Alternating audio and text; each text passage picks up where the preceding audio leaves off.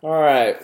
What's up, guys? So, first of all, as you probably have noticed, got the new hairstyle going. So, I'm on vacation for like 10 days. So, it's not a Caleb vacation if I'm not rocking a mohawk. Y'all know what it is. So, dyed it blonde for now, but we're actually going to get some color in there on tomorrow. So I guess when you're watching this today.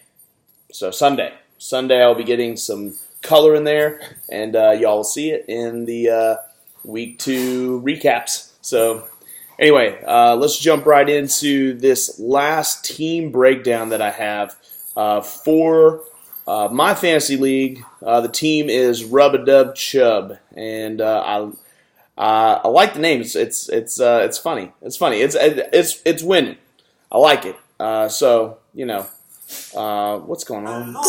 What the heck? What's going on? Sorry, guys. I thought I had his team pulled up so that I could review it, but apparently not. So hold on one second while I reload that. Sorry. All right. So Rub-a-Dub Chub. Looking at it right here. Looking at his team, his starters, starting out with Lamar Jackson. Man, what a week 1 he had. That was incredible against Miami. I really like him moving forward, too. And he's got, a weak opponent in Arizona. I expect him to have another huge game. Christian McCaffrey, so at the time that I'm making this video, they've already played. And, my preview going up against Tampa Bay would have been that he has a monster game. And boy, I would have been wrong. He absolutely laid an egg. And this is the team. Rub-a-Dub Chub's actually the team that I'm playing this week. Jimmy's team, and he's the champ. So I'm going to be trying to take down the champ this week. And Christian McCaffrey having a bad game is exactly the start that I needed. So thank you, Carolina, for laying an absolute goose egg. And but just as far as the season goes, I mean, this is going to be, every great player is going to have 2 or 3 games a year that are just really disappointing. I think this is that game for Christian. I think he's still a top 5 fantasy running back for sure, and just ran up against a team in Tampa that was ready for him. So, and honestly, Cam Newton has to get healthy. I know that there was some speculation, about his shoulder, about his foot, about just all, the damage he's taken over the years is really taking its toll. And I don't think that the Carolina Panthers can sustain success. After seeing the Week 1 bid, they lost, but it was a close game. I thought that they were going to be more in the mix. But, Cam's the leader of the team, and, he's going to be the one to carry them into the playoffs if they make it. But in a division, man, with Atlanta and with New Orleans, I don't know. I don't see the Panthers making the playoffs now. So anyway, moving on from them, Nick Chubb. If you want to see more about the Panthers, by the way, I'll be putting out recap videos starting tomorrow. Tomorrow night, I'll probably review the Thursday night game. So Nick Chubb, Cleveland running back. I like him. I don't know if I like him against the Jets. The Bills held their own against the running backs. Josh Allen was the one that they had trouble containing Week 1. But overall, I think he'll still have a decent game. I think he's good for probably a touchdown also.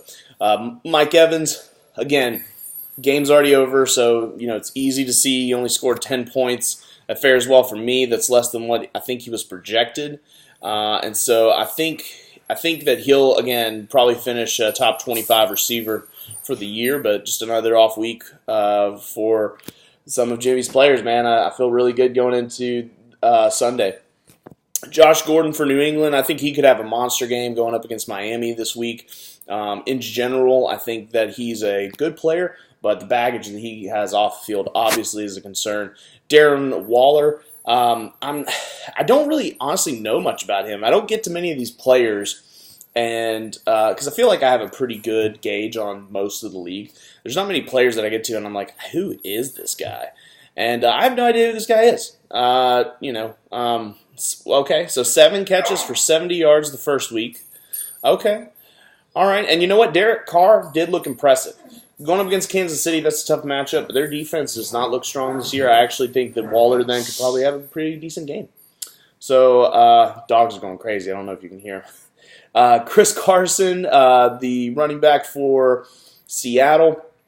Look, he's going to get a lot of touches against the Pittsburgh team that, they're playing. The Seattle's playing on the road. Carson's going to have a lot of touches. It's going to be up to him, as well as Russell Wilson, to really lead the team to any type of manageable game. I do think Pittsburgh actually wins the game. So, we might see less run in the second half as Pittsburgh starts to gain the lead. But, we'll see. I think he's still somebody who can catch a lot of balls out of the backfield and ultimately has a really good game. Matt Ryan, against in their first game, just really, really struggled. He threw for 304 yards. It says here, but 2 picks, just didn't look all that impressive, but, neither did the Philadelphia defense last week against, I believe, the Redskins is who they played. It's been a week. I should have done these videos earlier.